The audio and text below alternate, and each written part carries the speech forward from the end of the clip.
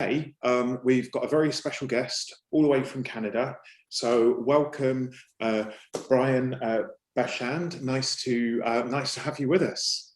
Phil, what a joy. It's lovely to be here. And I was so looking forward to our conversation today, and a special hello to everyone who is watching. Brilliant, brilliant. And your talk today is going to be what the heart desires more, from fear to freedom. That to me is absolutely fascinating because I've actually been on a similar journey as everyone's probably aware myself recently, moving more from the corporate side to kind of a portfolio. So it's kind of a lot of it is overcoming fear, moving to freedom. So it's going to be brilliant. So first of all, can you just tell us a little bit about yourself and your background, because it's absolutely fascinating. So it'd be great for everyone to hear. Absolutely. Thanks so much, Phil. So I'm in Toronto, Canada, coming to you today, but I'm actually American. I was born and raised in Boston. I moved to Canada from Manhattan. So I consider that's like my second home, and I've been here since 2012. But my story is very unique. I grew up in Boston, lovely. If you've ever been there, it's a great city. I did my undergraduate university in the Midwest. And after that, I decided to go to seminary. And back in Boston, I went to the seminary to study to become a Catholic priest. And I did that. I was a priest actually for 8 years for the Archdiocese of Boston. And I was 4 years in a parish west of the city, which I absolutely loved. It was great. And then one night, I got a phone call on a Thursday night asking if I could come in the next day for a meeting to speak about a new opportunity. And the Cardinal had selected me to be his new private secretary or chief of staff. So literally my life changed overnight. I was living with him. When he went to the Vatican to see the Pope, I was here. When he went to the White House, I was present, handling diplomatic events and writing. It was amazing. But at the same time, that's when internally I came to realize I wanted to also step out of some fear that I was feeling, that I wanted my heart to be free, to be able to love another person. I wanted to stand in my truth. And I decided that I knew I had to move forward. And so I freely resigned and began an entirely new life in New York City as an executive. And that was an amazing journey. So now I have my own company, which is Evolution. It's named twice on purpose. Someone recently said to me, is it really named twice for a reason? I'm like, well, of course, it's in the logo. So the first evolution represents our natural evolution as human beings, how a pandemic affects all of us, as all of us are coming out of this pandemic as evolved individuals in new ways. And the second evolution is the one we can choose, how we want to evolve, how we want to align our gifts, our passion, our joy is one in making impact in the world. And that's where I bring everything together now. Oh, wow. That's absolutely fascinating. And that is one hell of a journey, because it's like, I mean, I'm looking at things from my side, and I think I've had quite a journey on the corporate side, but going to the White House and everything that you've done, absolutely fascinating. And then still within you, you were saying, actually, I need to evolve again. There's something else. There's more to this. So that must have been a very brave step to take. It was, but I think it was something that happened over time. I think, many people think, oh, when you want to make a decision, it's because you're unhappy. Well, I wasn't unhappy as a priest. I actually was a very joyful priest. I knew I say this in a sense of humility. I knew I was very good at what I did, especially when I served parishioners and when I served the Cardinal. And it was natural running diplomatic events and being there. It was joyful. However, when your heart is feeling either controlled or you can't be truly authentic to who you are, that's when there's a movement of, what do I desire next?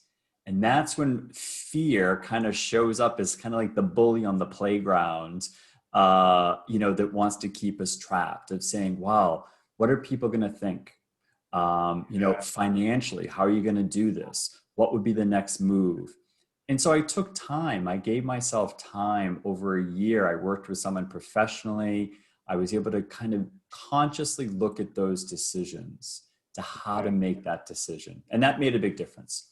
So important, that step as well, isn't it? Because it's kind of Yeah. like letting go and looking forward, and it's really rationalizing things. Because if your heart is out of alignment with whatever's happening and stuff, I guess it's sort of out of alignment with your values as well. So you've got to change and move and evolve, but it's having the support to do that, and the knowledge and the understanding of what needs to be done to do that. So brilliant.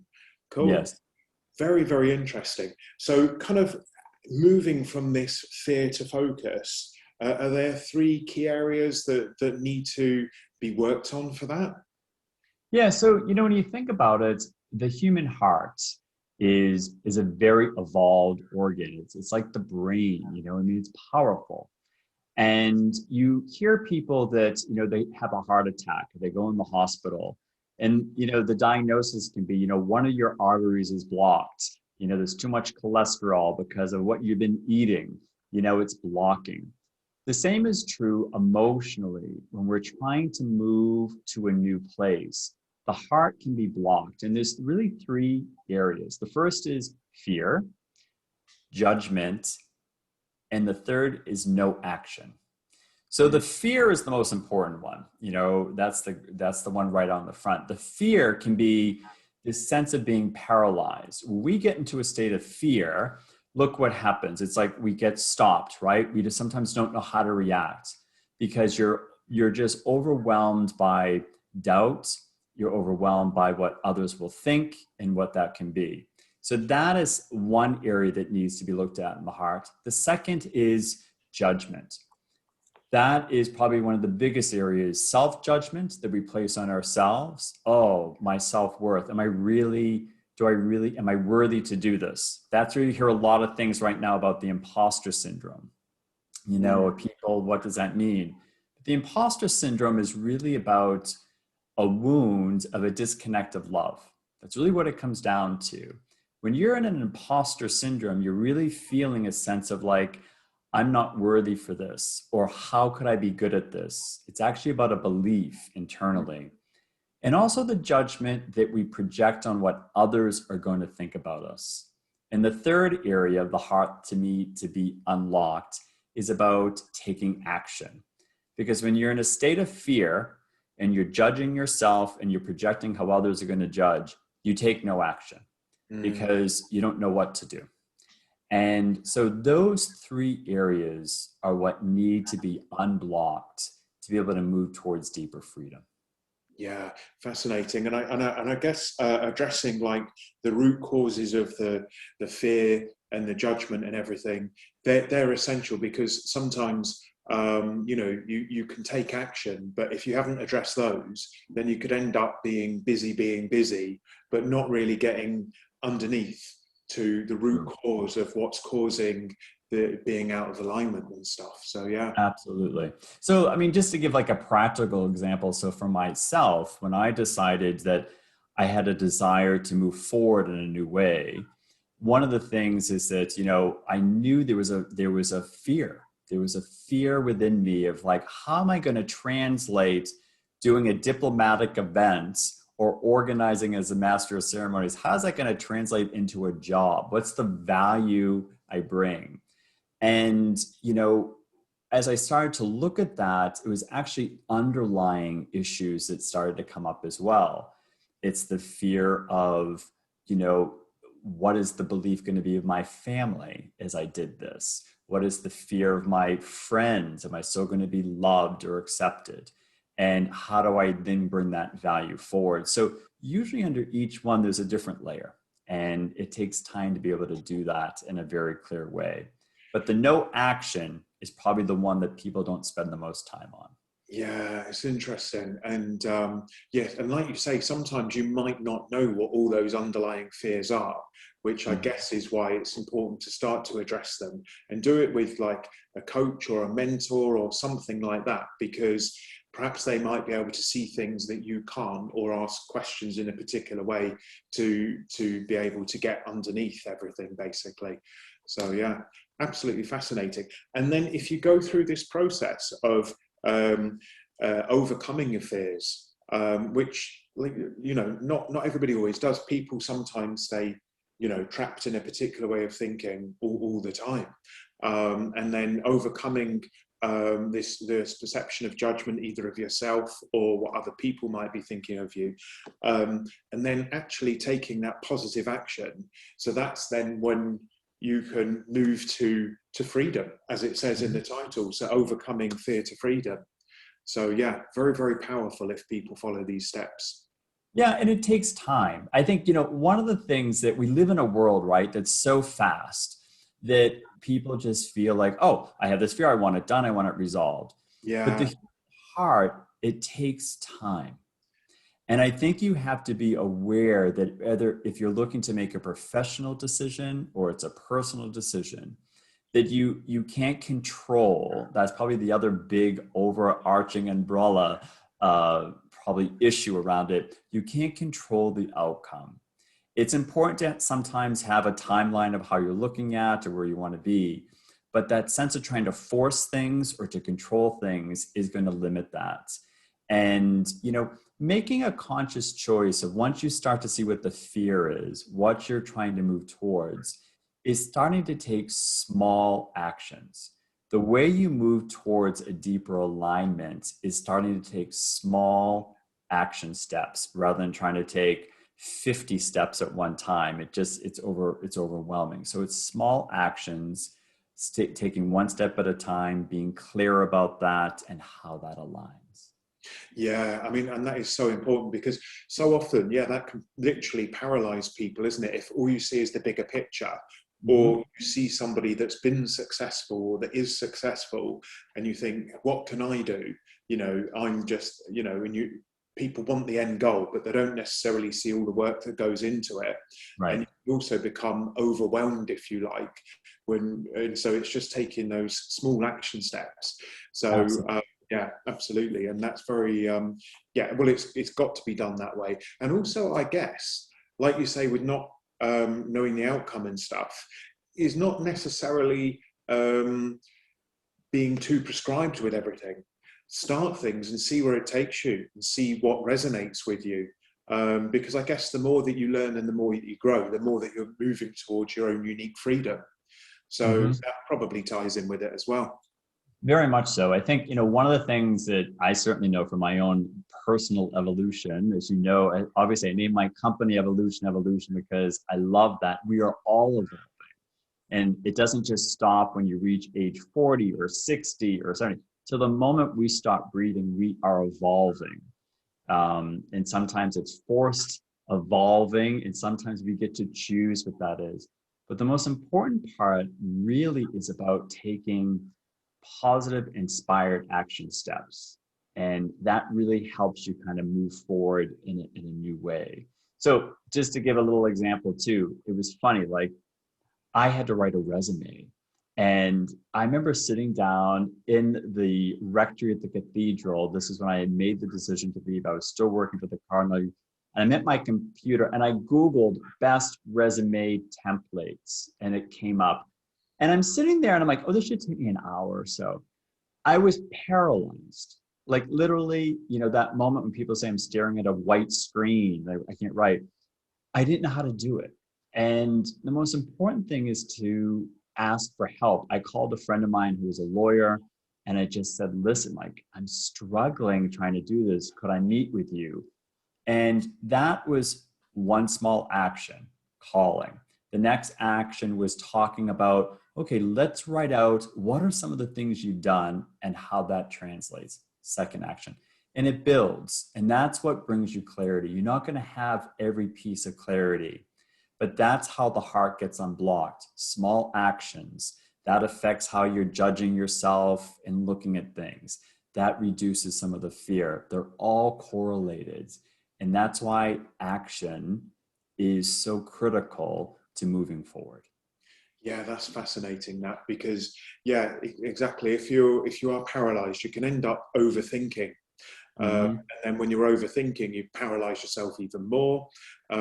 So, you know, taking those positive action steps to move forward is really good. So what would you say to anyone that's listening that is feeling fearful, that doesn't know how to overcome their fears, or anyone that is fearful of or trapped in judgment, or doesn't know how to take the positive action or where to start?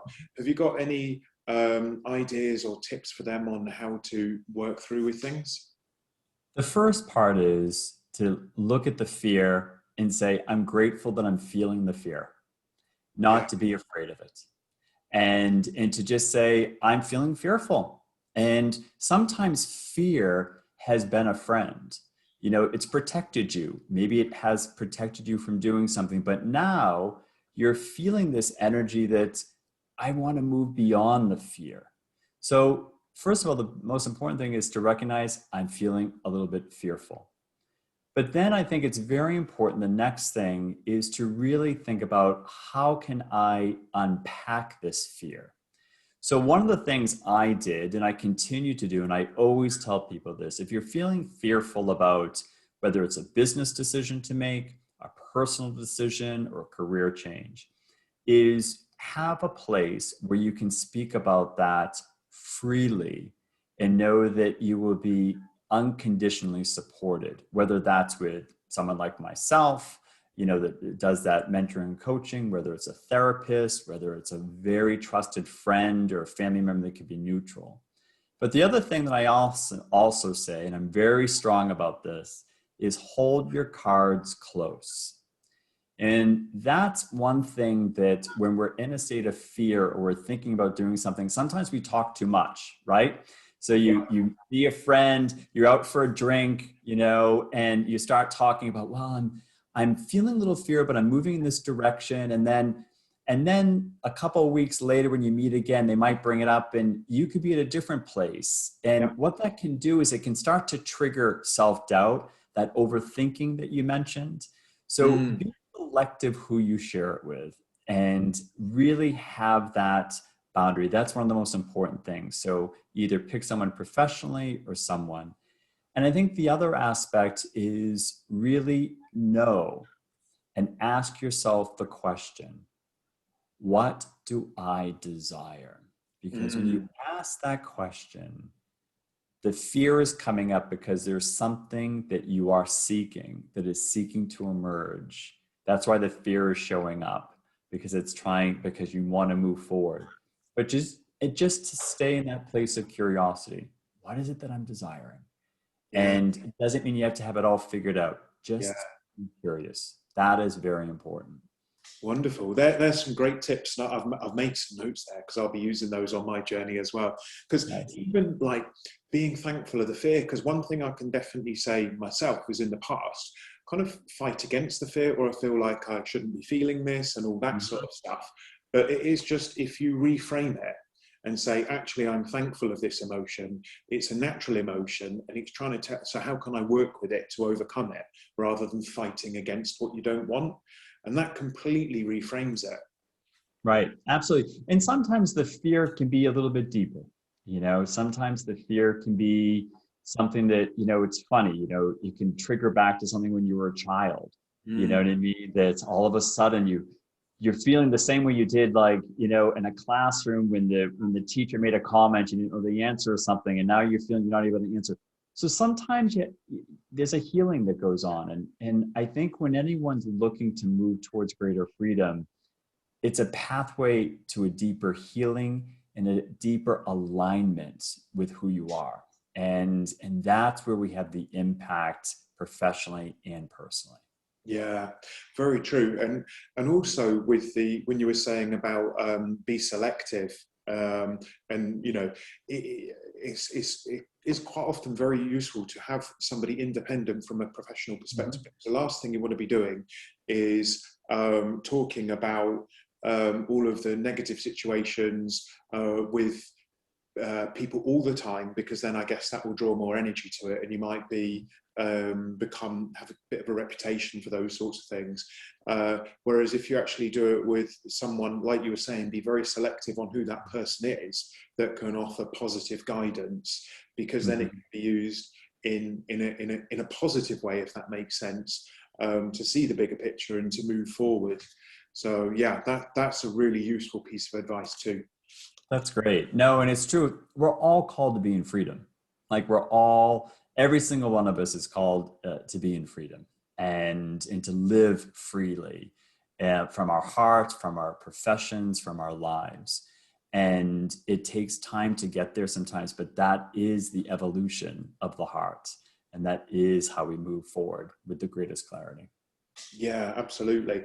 And then as well, talking about the freedom there, and then really asking yourself, what do you desire? I guess as much as we're all physically unique, we're all mentally unique. So everybody's version of freedom or version of whatever their heart desires is just going to be unique to them. So it's a very unique journey. So that could be, I guess, why some people feel so vulnerable about sharing these things, because it's quite vulnerable when you share your uniqueness. Absolutely. I think, one of the things that's really important is, you hear this all the time, and not to be like cliche, but, there's only one you, you hear that, but it's the truth. Every single human being offers something totally unique that no one else has and no one else has done since the creation of the world. Every single one of us has something that is fully unique. And sometimes we think, oh, we have to be like some international star and we have to do these things and that. No, it can be being unique and owning who you are as a father, as a mother, as in your community. There is some gift inside of you that is powerful of what you can do. You don't have to go all over the world. Some may be called to do that. It's wonderful. But there is something powerful that only you can bring. The best way, if you're ever in fear or doubt of like, oh, what am I supposed to do? Ask people, ask them. Say, I'm just curious, could you tell me like what you observe as maybe like one of my strongest gifts or talents? And people will often share that with you with great joy. I know I certainly have done that at different times when I was going through some different things. And it's amazing to hear the feedback that you'll hear. And that will point to you oftentimes what your gifts are and how that's to be used. Yeah, that's very true, because that a similar thing happened to me. I did one of the is it strength scopes? So it's a survey and it's like psychometric tests and stuff. And part of it is asking other people for their feedback and what they thought, and actually how they saw me and the gifts that I was offering. I was like, oh wow, I didn't realize everyone thought so much and all that sort of stuff, because I guess because my own beliefs and that kind of thing. So it helps you believe more in yourself when you ask trusted people. Yeah, absolutely. Or things that you're doing that you don't even realize. I remember I did it recently when I was founding my company. I hired someone to work with me to kind of look at developing my business model and going deeper. And one of the exercises he said to me, he said, Brian, I want you to ask a few people just for their input, what they acknowledge. And I was floored that the number one comment that came back is they said, Brian, it was all about listening, how you listen. And I was like, wow, that's amazing. I feel like I'm always, I guess I am a good listener. I feel like I do a lot of talking because I do a lot of presentations and things. But the ability to listen, yeah, that is one of my gifts. And listen to business people who are trying to, make decisions, individuals, and it really helped redefine how I shape my programs and how I want to interact with people. Oh, that's fascinating. And especially as I think listening, like we're always taught, reading, writing, talking, but we're never taught to listen. And so you've like nurtured that as a talent. And I can easily see how, certainly from my experience of the corporate world, there's not always people that that listen. Mm-hmm. They want to get their point across and talk at people sometimes rather than talking to them and all of this sort of stuff. So yeah, absolutely. Especially with coaching as well. If it's a natural gift of listening, that's absolutely fantastic. Yeah. So cool. So that's really, really insightful in terms of, moving from fear to freedom, basically, and moving through fear, overcoming those fears, and overcoming any thoughts of any judgment, and believing in yourself, and moving forward from there, taking positive action. And it was the taking positive action step for me that was actually really, really tough, because I felt like I'd overcome everything, and I felt like I'd worked up a big cliff in my mind, and I had to jump off that cliff. And then afterwards I was like, oh, is that it? It's almost like the mental build up to that, to the positive action, can be a lot, make it seem a lot bigger. I don't know, does Absolutely. that? Yeah. 100%. It's funny. I've been asked before, oh, when you left being a priest, that must have been so, like, the transition must have been so challenging when you left. And I said, no. I said, the hardest part was waiting to leave. The hardest part was, you kind of felt you were in two worlds. You're trying to move forward. You're still there, giving service. You're not really connected to it. So once I, drove away to New York and had a job to go to and things, it was actually very liberating.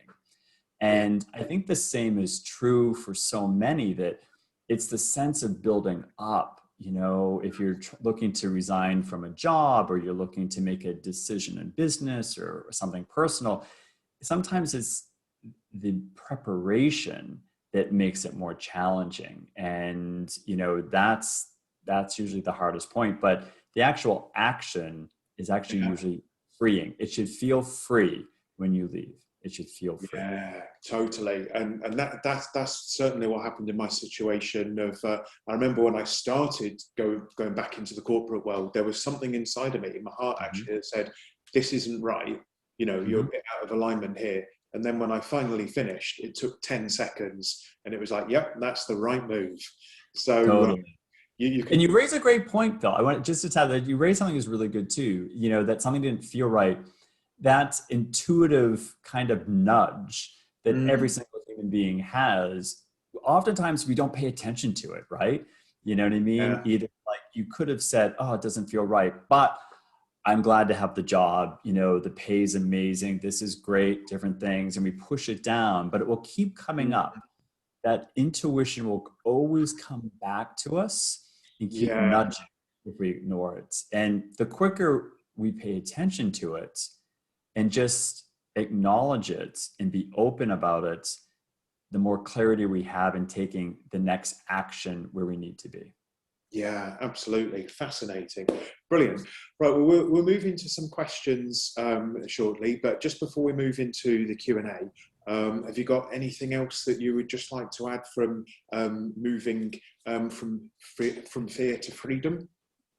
The only thing I would say is the most important thing is it's not a one-time deal. Moving from fear to freedom is something that is always going to be part of our human existence and our human life. It's not like we magically get to a certain age or we magically make a new decision, whether it's ending a relationship or starting a new career.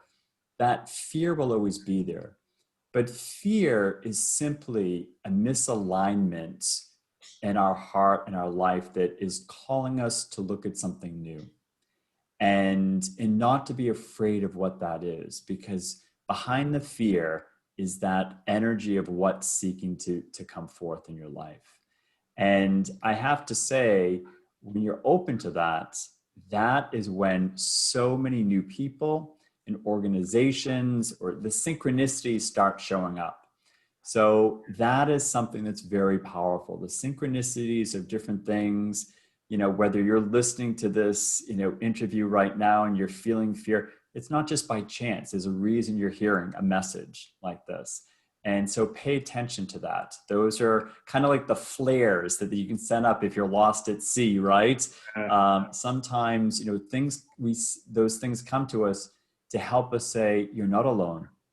Just keep paying attention and following one step, one action at a time. Wonderful, wonderful. And it is so important to listen to those small little flares, if you like, isn't it? To keep yourself in alignment. Wonderful. Yeah. Brilliant. Oh, thank you so much. And I love the philosophy of, you know, it is a life experience as well. You always keep learning, always keep growing. So yeah, and just become more who you really are, really. Absolutely. Absolutely. Wonderful. Thank you. John, have we got any questions coming through? We haven't yet, but I really can't resist asking a question myself. Fear, judgment, action. To me, this is really important. I've made quite a big change 6 months ago, but I'm not a good example because I can't say I really planned it. It was partly luck, it was circumstances, and even being pushed a little bit. So what the question I want to ask is, from a broader perspective, what could we do with education so that people might do a little bit more earlier on, or for younger people? How? Because if you've got your finances sorted earlier, you might be freer to make those decisions earlier. Obviously, it's a really big subject, but I'm curious if you've got any advice for younger people might do this earlier, or. So, first of all, John, I think it's a great question, and I'm gonna start to answer it by saying this. Sometimes things come to us that force us to look at fears when we don't want to look at fears. And I think, you know, those are also wonderful, you know, opportunities, although they can be very painful and very challenging when they happen. You know, when you're blindsided that you're told you've been in a company for so many years and you've gotten all kinds of accolades and, you know, everything. And then all of a sudden you're being blindsided that your job is being eliminated, you know, or, you know, there's been a situation in a personal relationship that all of a sudden is stinging that you didn't see coming. And that can force you to start to deal with the fears of different things. So I think sometimes you can't plan everything, that sometimes there are certain things that will happen. And if you're open to it in the moment, you have two things you can do. You can either freeze and just be paralyzed by the fear, or you can start to say, as you start to unpack it, to say, what is it that's coming forward here? What is it that I'm trying to look at? You know, as you start to take those steps forward.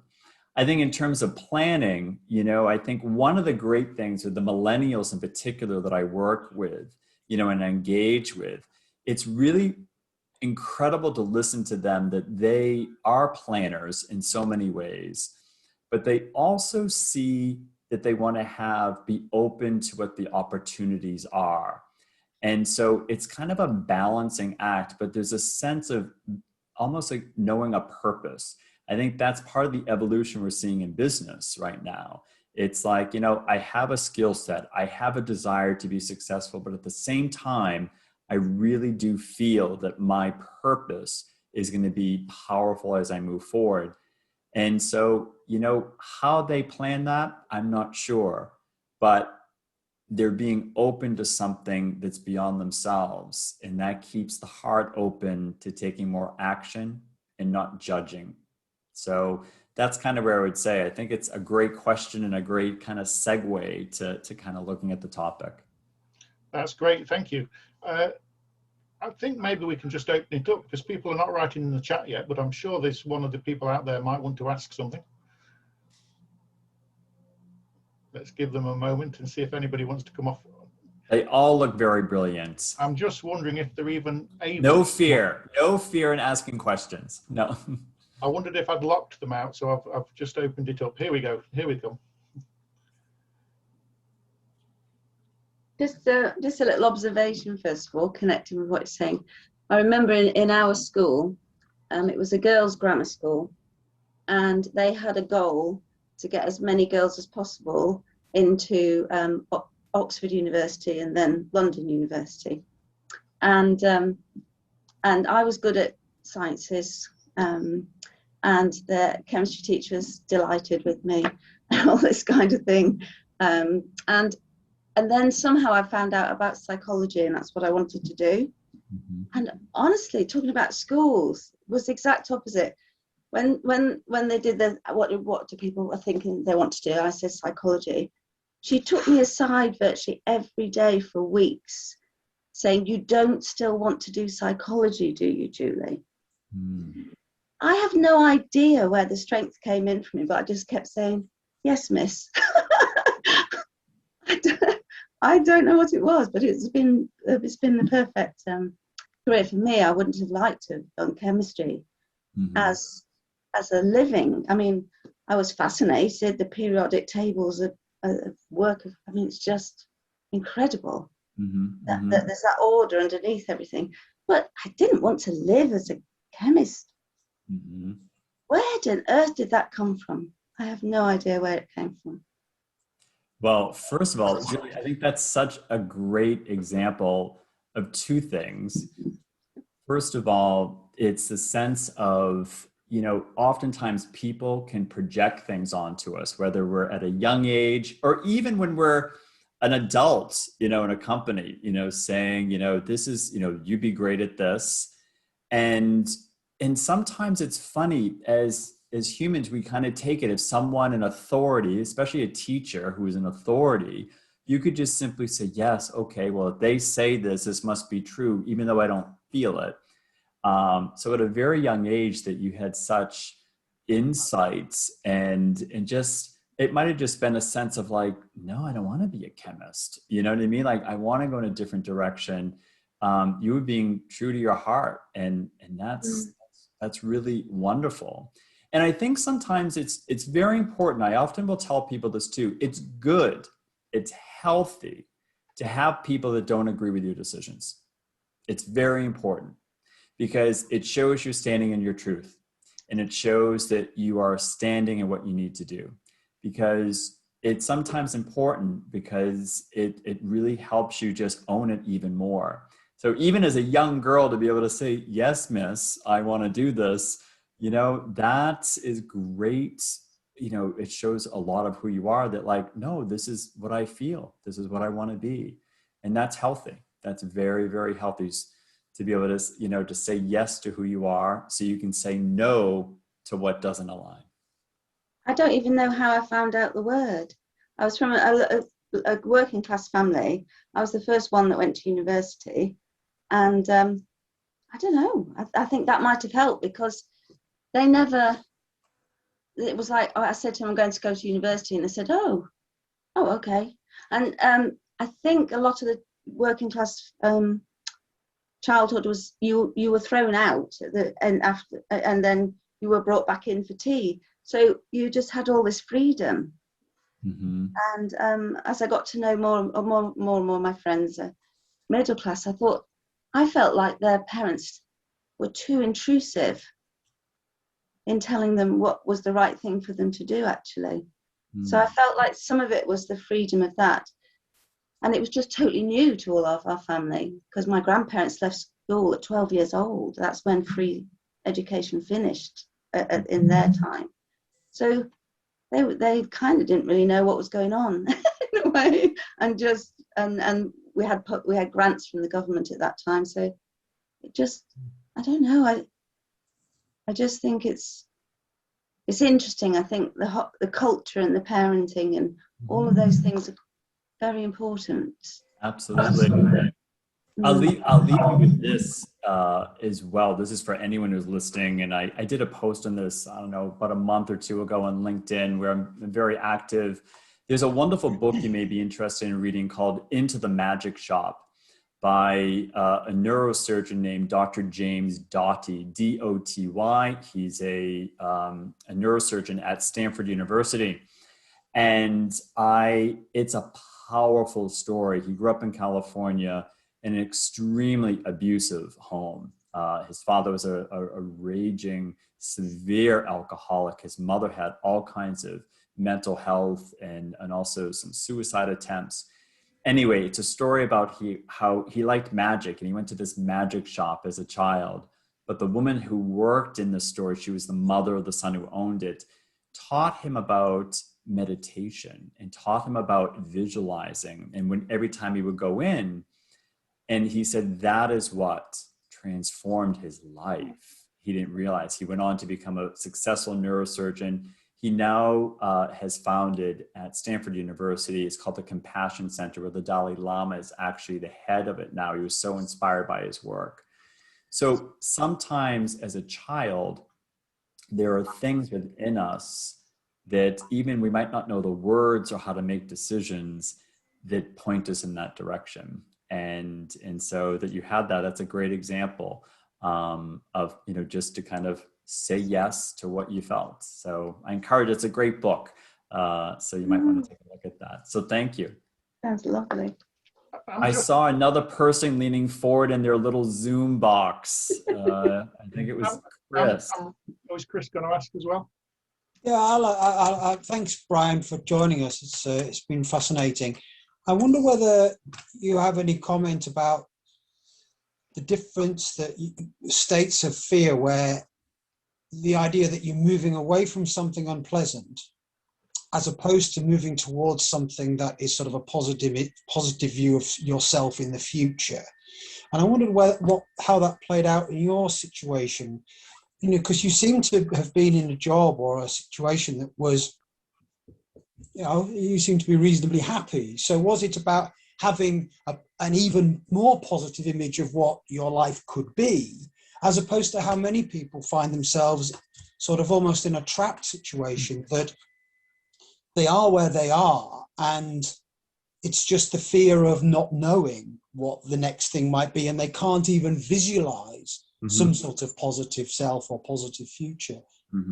So there's a question in there somewhere, and I'm not quite sure where it is, but I think it's more to do with your observation about the role of a positive image of where you're trying to get to. Excellent. I love that. And, we'll kind of like fish out the question maybe in a couple of ways, but that's really insightful. Like you said, and I said as in my kind of opening comments and conversation with Phil, I was very happy. You know what I mean? I was successful. I was being groomed for more. There was a lot there.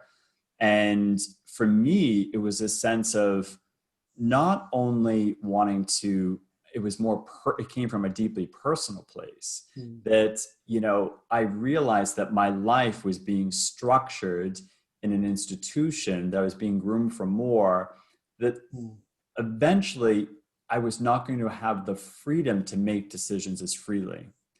And I was on a path that I knew I wanted to be able to love another person, to stand in my truth and really be free to do that. So it was a sense of really moving inwardly to a deeper interior freedom. That was really from my aspect. And I'll be totally honest with you, I had no clue what my job was going to be when I left. Sure. That was not it. But I knew in my heart, I wanted to be in New York City. I knew that I wanted to be free to be able to love another person and I could bring my gifts in a new way. That's what drove me to that decision. Yes, it sounds a little about like you're talking about your autonomy, your ability to self-determine your life, and your even down to, well, what am I going to do tomorrow? And some people get so structured around what their work is that right. can be quite constricting. Okay, thank you for your observation. Oh, you're welcome. No, it's a very important question. But my story is no different. Yes, it's a unique path, but it's no different for so many people who may be in a job, an environment that it's just very controlled. You know what I mean? That they feel like, wow, I might have this great title and I can, I'm doing this, but I have no freedom, to spend the time where I want to be. I'm not feeling connected. And when those things are happening, even though you're successful and you're very good at what you're doing, that's the interior part of the heart that needs to be looked at. That's where all that takes place. So it's very insightful. And I think that's one of the gifts of the pandemic. It is forced, kind of going back to John's point about, I didn't really plan to make these decisions, but I did. The pandemic has forced millions around the globe to reevaluate, how do I want to live? What do these relationships mean? How do I want to bring that forward? And I think that's where we're going to see an incredible change in the next several years ahead of people moving forward. So I think that's sometimes we have to be forced to deal with those fears and look at those things. So yeah, great insight. I love that question. So you had different restrictions from a job perspective, in the sense that your faith was a limiting system in ways that jobs for anybody else isn't a limiting system. So what propelled you to continue on with all the other questions? What kind of held you back the most? Was it the religious aspect, or was it the system? Was it the fact that the job was contained within the faith, and that had its own restrictions? And because you said you want to love other people and things like that, I know obviously I went to an all boys Catholic school. Okay. So I kind of agree with Julie's growth, because that's what I did, same as her, except mine turned me into an atheist, whereas yours you went to seminary. But so for me, the entire thing was a limiting factor. Mm-hmm. So did you come to a realization that the faith was limiting, the system was limiting, your job was, what was it? Which one do you think? So first of all, I just want to begin by saying, I love your pool table. I think that looks amazing in back of you. I wish we were having this conversation as we were shooting pool. That's amazing. I love that. Oh, very nice. It's perfect. Like, it's a perfect. So very fun. For myself, it was two things. One, it was what held me back the most from wanting to making the decision was really the judgment and the fear that what is my family going to think and friends going to think? Because when I was in the parish, I knew I was deeply loved. Like I was deeply, deeply loved. And I knew I had, impact and all of that. So people had an image of me. So one of the things that held me back was like, well, how am I still going to be loved moving forward? I made this decision. What does this mean? So that was one piece. The second piece was the system too. I was very fortunate at a very young age to work, at the Vatican and see things. And I'm just like, this is not the world I want to live in. This is not the world. And there's a lot of good that went on there too. And I'll always say that there was more good than bad, but it's not the structure of the way I wanted to live my life I was on kind of climbing the ladder, so to speak, but at the same time, it was very controlled and I didn't feel I could be fully who I was. And it's like you're playing a fine line of working a system and also pushing yourself down too. So for me, it was the personal interior that just bubbled, that I had to deal with the fear of what do others think, but also beyond that, this isn't a structure I want to be part of. So it really, one led to the other. I hope that answers your question a little bit. I've got more questions, but I don't so think have you'll answer them. And John, and I'm sure they'll tell me off anyway, so I'll let other people ask questions. Go on, Chris. Okay, so I've just been scribbling notes all through what you've been saying. So it's always part of why I scribble things down. And I just looked back and I was just, again, struck by something that you said. And this idea that being grateful for the fear, and the idea that, which I'd not really thought about this before, so thank you for this thought, as fear as a gift. That actually, if you flip it, that what does this state give you rather than what does it take away from you? Mm-hmm. So, okay, I've been placed into this state of whatever. Okay, so where do I go with this? Mm-hmm. It can be an opportunity. It can therefore be an opportunity. So I thought that was really very interesting, and I wonder whether you've got any sort of other examples of perhaps how that's manifest itself. Mm-hmm. For yourself, or perhaps some stories that you may have about that flip in terms mm-hmm. of seeing it that way, and or perhaps where did it come from, your insight to see it as a gift? Yeah. So I think one of the things is, seeing it as a gift wasn't just, oh, this is lovely, I have fear, I'm fearful. No, like that's not reality. That's not being a human being. But the sense that I came to realize that the fear was gnawing at me, that it was starting to take away that joy, that was the gift. I realized I have to look at this. There's something else here. So when you get to that moment that you're like for me, that was the step I had to take. I had to move forward on that.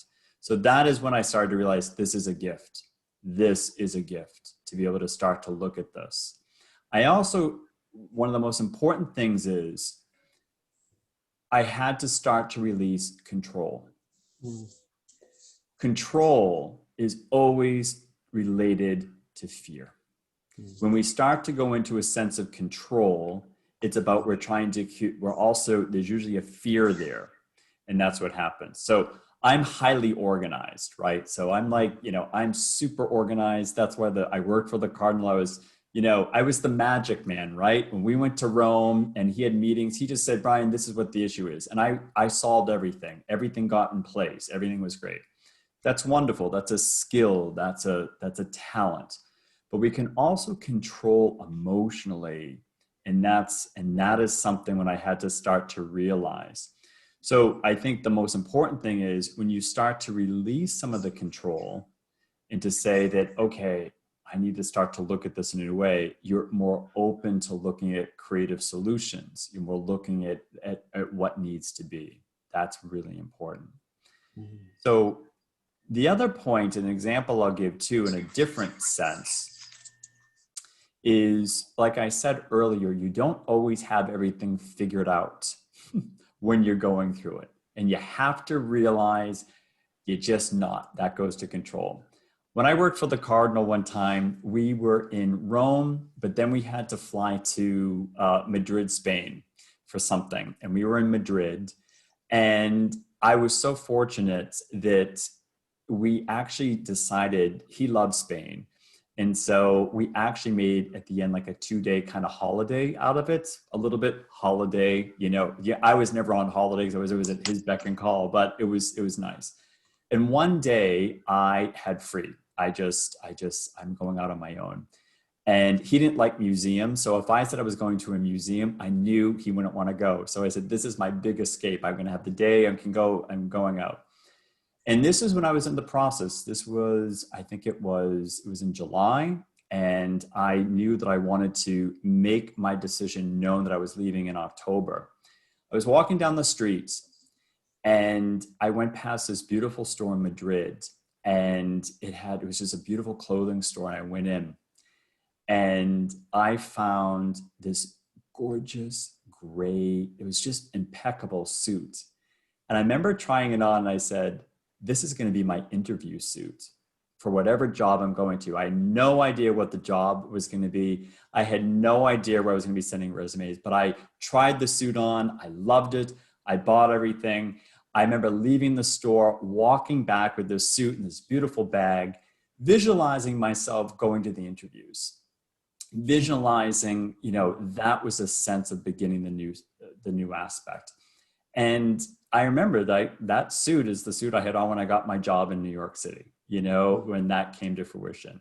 So sometimes it's that sense of also just being open, taking those actions, things that you want to bring into your life without even knowing what's going to happen, that can help come some of the fear. I had no idea what the job was going to be, but taking that action help open that up. So I don't know if that story might help bring things alive a little bit more for you. Yeah. It's really interesting that you're sort of creating this idea that I'm going to need this suit.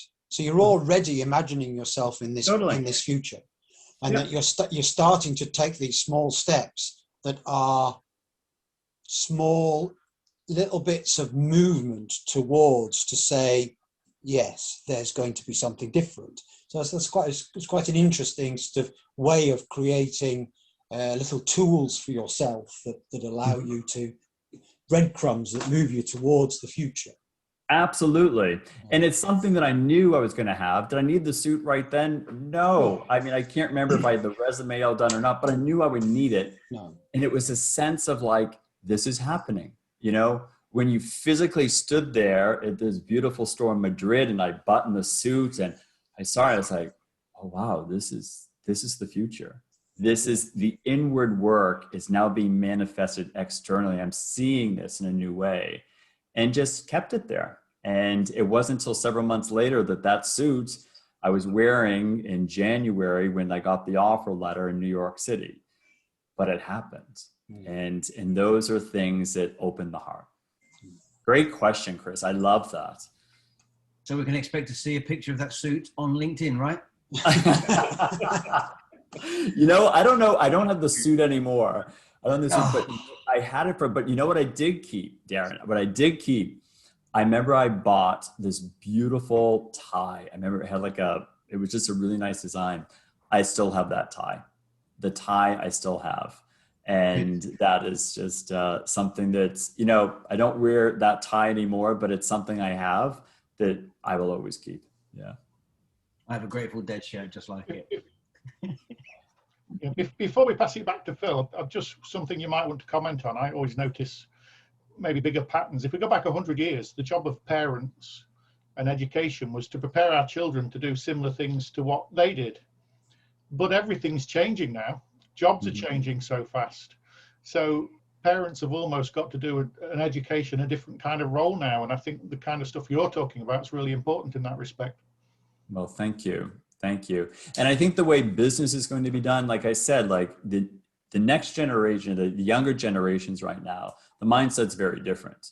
You know, I mean, so first of all, look at technology. You know, for those of you who may have children or, you know, your nephews and nieces, you know, the way they've grown up to communicate is very different. And that sense of value and purpose of, yeah, education's great. I want to make an impact, but I also want to help change the world in a powerful way, whatever that might be. So that's going to influence cultures. That's going to influence leadership. That's going to influence, you know, mindfulness is now part of the corporate workspace. You know, people being aware of that inner work, leaders who speak more openly about it. That's an evolved moment. And you know, my story is only powerful because it enables others to own their story, and all of us to look into our hearts to say, okay, what action do I need to take to release some judgment to live fully in freedom? Thank you very much. Phil? Wonderful, wonderful. Well, thank you very much, Brian. That's been absolutely fascinating, and I've learned loads. And in particular, I love the being thankful of the fear. That really is a real great way of reframing it for me. So thank you. So, and how can people get in touch with you if they'd like to stay in touch? Absolutely. So welcome. The biggest platform socially that I'm on is LinkedIn. So Darren, even if you connect with me there, you won't see the picture of the suit, but I promise you that send me a note that you were here and I will connect. So definitely through LinkedIn, also, you know, through my website, evolution.com, which is going through an evolutionary change. But you can email me there at brian@evolution.com, and would love to connect with anyone that was here today or who's listening. So please do reach out. It would be a joy to hear from you. Wonderful, wonderful. Well, thank you so much, Brian. We really appreciate it. Fascinating. And thank you, everybody that's attended as well, and all the questions. And we'll be back next week for another potentialization meeting. So thank you, everyone. Thank you.